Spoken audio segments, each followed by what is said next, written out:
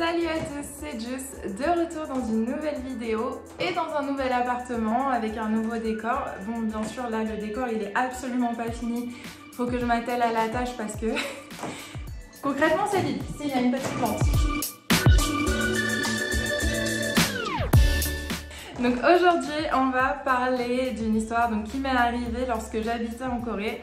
Je partage cette expérience encore une fois en espérant que ça pourra aider des personnes à ne pas faire la même chose que moi. Surtout pas, histoire de ne pas se retrouver dans les mêmes embrouilles que moi. Ok, c'est parti.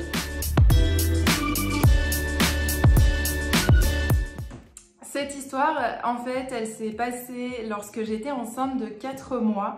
J'avais emménagé de base dans un Airbnb et ce Airbnb, j'avais demandé au propriétaire s'il était possible de me le louer en longue durée mais sans passer par Airbnb, histoire d'éviter les frais à chaque fois que Airbnb prend. Donc la propriétaire, puisque c'est une femme, avait accepté et de là, elle m'avait fait un contrat. En fait, elle m'avait pas fait de contrat, c'était un contrat oral, ce qui existe en Corée. On peut faire des contrats oraux et c'est tout à fait légal, il n'y a pas de souci. C'est juste que s'il y a un problème après au niveau du contrat, vous n'avez pas de preuve. Donc déjà, étape numéro 1, toujours faire un contrat écrit. C'est vraiment la base de la base de la base. Moi, je sais pas pourquoi, étant donné qu'elle avait accepté, j'avais dit ok, ça suit la lignée de la location Airbnb, donc ok, top, ça m'allait. Moi, il me fallait un appart, l'appart était bien, il était bien sécurisé, il était dans mes tarifs, 800 000 won pour ceux qui connaissent, donc à peu près 650 €. Donc moi, ça m'allait parfaitement. De base, tout se passait bien. C'était l'expérience basique d'une location en Corée avec des propriétaires un peu présents, mais sans plus. Enfin, ça allait, tout se passait bien. Jusqu'au jour où ma propriétaire, d'un coup d'un seul, débarque chez moi et me dit, au fait, faut absolument... je t'ai laissé les factures d'électricité, d'eau, etc. Faut que tu les payes. Donc pour moi, pas de souci. Soit je consomme de l'électricité, je consomme de l'eau, aucun souci pour les payer. Sauf que en Corée, il faut savoir que les tarifs d'électricité et d'eau sont aux alentours de 30 000 won. En soi, si vous faites vraiment attention, ça peut même être beaucoup moins que ça. Donc moi, je m'attendais à 30 000 won. Et là, je reçois la facture, la dite facture, et je vois 256 000 won. Il y a un écart quand même entre basiquement 20 € et quasiment 220 €. Il y a une marge, il y a quelque chose, ça va pas. Du coup, je lui envoie un message et je fais mais c'est bizarre, je peux avoir le détail des factures. Donc elle me donne les factures, c'était via Kakao Talk, hein. Donc en soi c'était par message et tout, donc elle me screenshot les factures, etc. Ok. Là, je vois le détail et je me dis, mais c'est pas possible. Moi, j'ai pas consommé tout ça. Je le sais, je coupais la clim, même en été, je coupais la clim alors que, vous savez, les Coréens, ça met la clim H24, etc. Moi, pas du tout. Je la coupais tout le temps, je la mettais que très rarement, etc. Donc, j'étais assez choquée de ce montant. Et je regarde le détail et au final, je vois qu'elle me fait payer l'assurance du logement. Or, l'assurance du logement, en Corée, c'est à elle de la payer. Donc, déjà, je comprenais pas, mais bon, pourquoi pas. Et en fait, je me rends compte que c'est dans le détail de la facture, il y a tout un tas de trucs qu'elle me fait payer et qu'elle devrait pas me faire payer. Du coup, moi, je lui envoie un message en lui disant, mais je suis pas du tout d'accord avec ce montant, c'est pas possible, c'est pas à moi de payer l'entièreté de ce montant, non, c'est pas possible. Bon. Du coup, je faisais traîner les choses parce que pour moi, il était absolument hors de question que je paye un montant que je n'avais pas à payer. Moi, je voulais payer effectivement mes frais d'électricité et mes frais d'eau, en gros ce que j'avais consommé. Surtout qu'elle avait admis que moi, j'avais vraiment fait attention, que j'avais consommé très peu. Du coup, ayant fait attention, je vois pas pourquoi j'aurais à payer un montant exorbitant. Surtout qu'au moment de la location, elle m'avait dit que les frais à peu près par mois seraient autour de 50 000 won. Encore une fois, entre 50 000 won et 256 000, il y a une marge. Il y a vraiment, clairement, une marge. Donc, moi, je lui disais, écoutez, je veux qu'on se voit, je veux qu'on en parle, parce que moi, il est hors de question que je paye ce montant. Un soir, je suis partie avec une amie pour manger dans un restaurant. Enceinte de 4 mois, j'avais besoin de me détendre un petit peu, de voir une amie. Je sors au restaurant et j'avais un petit feeling. Je sais pas si vous voyez de quoi je veux parler, mais cette espèce de pressentiment où vous vous dites je le sens pas, vraiment je le sens pas. Et je m'étais dit mais ça se trouve quand je vais rentrer, elle sera là ou elle m'aura viré ou j'en sais rien, mais je sais pas, j'avais ce pressentiment là. Je crois que je suis devant, appelez-moi Madame Irma. Je suis rentrée chez moi et je vois, je tape mon code d'entrée, je vois mon code marche pas. Je réessaye une fois, 2 fois, 6 fois. Moi j'aime bien être sûre et certaine de voilà, parce que des fois je me dis je suis un peu débile, vous voyez. Je réessaye 6 fois, ça marche pas. Je me dis là, il y a quand même un gros souci. La sœur, elle est venue faire quelque chose. Du coup, j'envoie un message à ma propriétaire et je lui dis qu'est pas ça que se passe-t-il? Pourquoi je ne peux plus rentrer chez moi? Et là, elle me dit paye et je t'ouvrirai. Ma sœur, il est 23 h, je suis enceinte de 4 mois, j'ai envie de pisser en plus, parce que la vérité, j'avais ma vessie.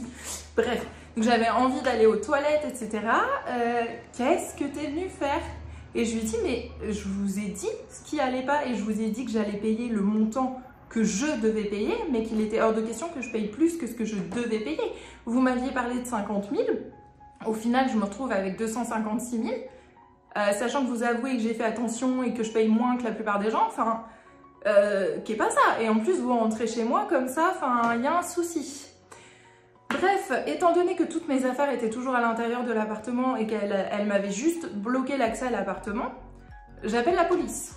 Je fais excusez-moi, bonjour, je suis enceinte de 4 mois et je suis à la porte de chez moi parce que ma propriétaire a décidé de me virer, comme ça, je sais pas. Donc la police arrive et ils me disent où est la propriétaire? Chez elle. Elle voulait pas en plus, elle voulait pas revenir, donc la police l'a appelée, lui a dit écoutez madame, venez sur les lieux, on va régler cette histoire. Voilà. Elle refusait et elle rigolait en plus, elle était au téléphone avec la police, elle était morte de rire en disant non, non, mais vous savez, c'est une étrangère, voilà, on sait jamais avec les étrangers.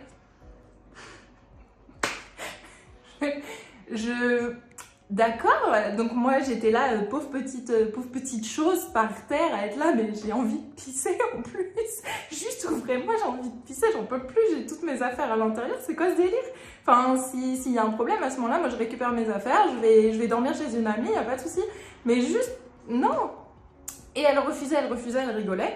Du coup, au bout d'un moment, j'en avais marre parce que ça faisait quand même quasiment 2 heures que j'étais avec la police et qu'elle refusait de venir.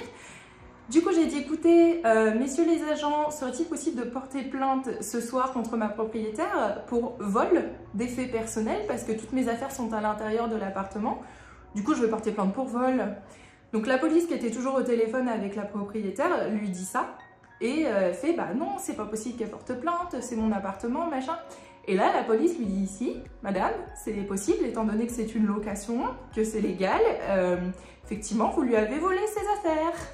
Là, elle a enfin compris et elle m'a dit « Ok, j'ouvre l'appartement, mais du coup, tu dois absolument payer tout le montant demain. » Donc, autant vous dire que moi, j'avais prévu de prendre mes affaires, de les emmener chez mon amie, qui d'ailleurs est la monteuse, de les emmener chez elle et de juste partir et ciao, basta, tu me revois plus parce que c'est quoi ce délire?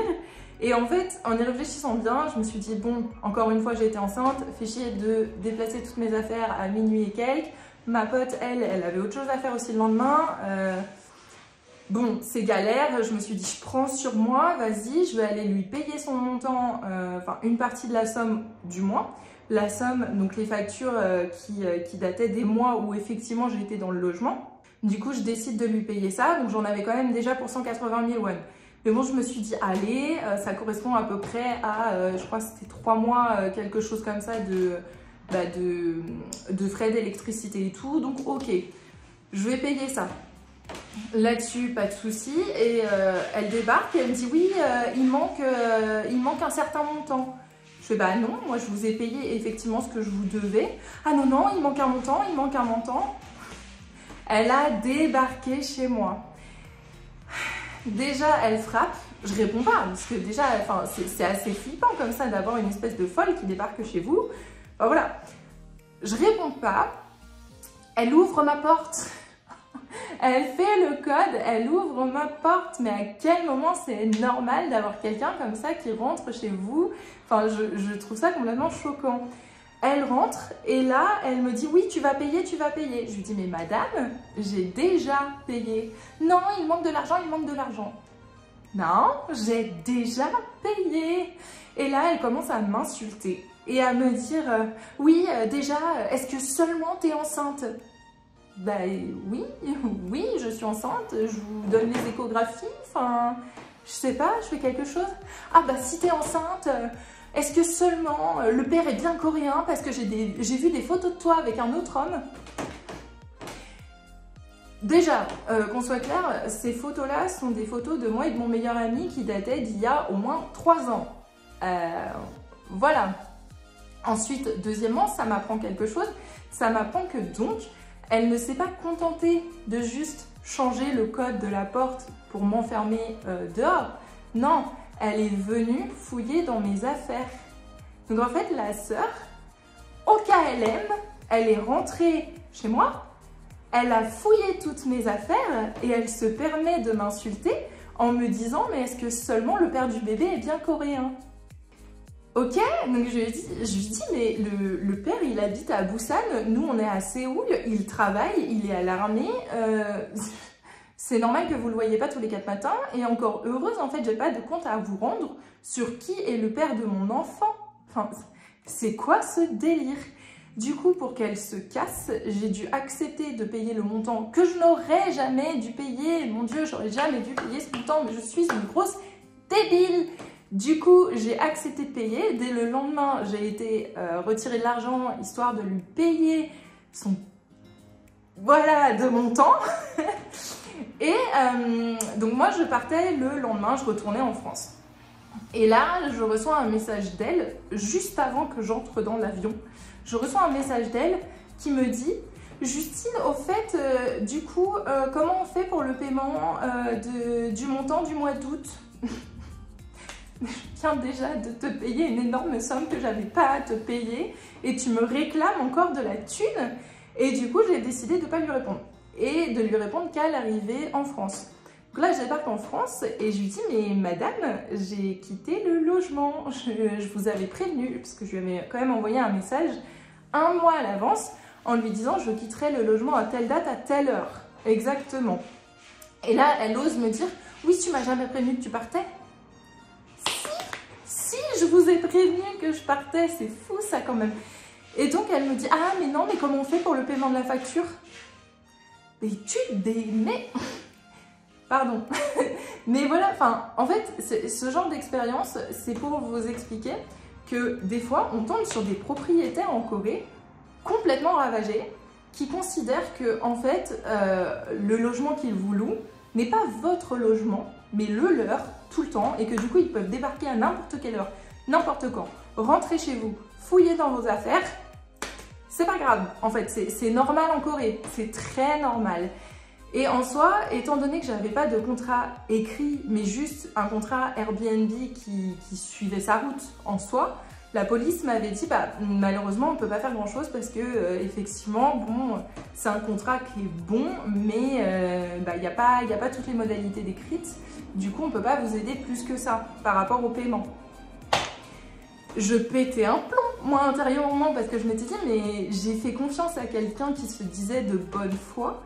J'ai été débile et voilà, et j'ai trop fait confiance parce que comme beaucoup d'expats en Corée, je me suis dit non mais les Coréens, c'est des gens gentils, bon, c'est pas des arnaqueurs, enfin voilà, si, voilà, c'est comme partout, voilà, il y a des arnaqueurs partout, en Corée, la Corée n'échappe pas à la règle, c'est comme ça, et du coup si j'ai un conseil à donner aux personnes qui vont venir en Corée et qui veulent prendre un logement, règle numéro 1, un contrat écrit avec bien noté ce que vous êtes censé payer tous les mois, exactement un montant exact, vous ne faites pas avoir.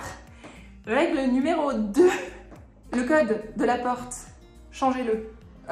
Moi je ne l'ai pas changé parce qu'encore une fois j'ai trop fait confiance, mais j'ai eu des retours après d'autres expats en Corée qui m'ont dit mais surtout non, c'est la première chose à faire, c'est changer le code de la porte pour éviter que le proprio il puisse se ramener tous les 4 matins chez toi. Conseil numéro 2, changer le code de la porte. Et à la limite conseil numéro 1, changer le code de la porte. Voilà, c'est tout, il n'y a pas à chercher plus loin. Et enfin, troisième chose, soyez pas trop friendly avec vos propriétaires. Il faut que ça reste des propriétaires, donc une relation propriétaire-locataire. Parce que moi, je sais que ma propriétaire était très, comment dire, très intrusive dans ma vie. Et elle avait tendance à tout le temps me poser des questions sur ma grossesse, sur le père de mon fils, sur ce qui se passait dans ma vie, etc. Et c'est sympa, ça peut partir dans mon sentiment. Et il y a des personnes qui, en fait, font ça vraiment de bonne foi parce qu'ils vraiment ils s'intéressent à vous, etc. Mais dans certains cas, comme celui de ma propriétaire, c'était pas du tout par gentillesse, c'était au contraire pour essayer de me coincer sur quelque chose au cas où il y a un problème. Et ça, je trouve ça aberrant, c'est fou en fait d'en arriver à ce genre de mesures en soi. Après, donc pour les personnes, si vous avez des questions relatives au logement en Corée, c'est-à-dire comment trouver son logement, moi, quand j'arrive en Corée, je prends toujours un logement via Airbnb parce que je trouve que c'est ce qu'il y a de plus simple. Donc je prends un logement sur Airbnb pendant généralement 1 mois, histoire d'être tranquille. Et après, je fais directement sur place des recherches pour un logement un peu plus permanent.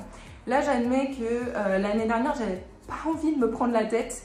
Du coup, j'ai continué mon logement Airbnb, chose que je ne referai jamais. C'est bon, j'ai appris la leçon, ok, il n'y a pas de souci. À partir de maintenant, je pense que soit j'irai directement chez comment on appelle ça? Même le mot en français, j'ai oublié. Un agent immobilier, c'est ça le mot. Donc j'irai chez un agent immobilier parce que vaut mieux perdre, je sais pas, je dis des bêtises, mais même 1000 won, vaut mieux les perdre avec un agent immobilier plutôt que de les perdre sur le long terme avec un propriétaire qui est pas forcément de bonne foi.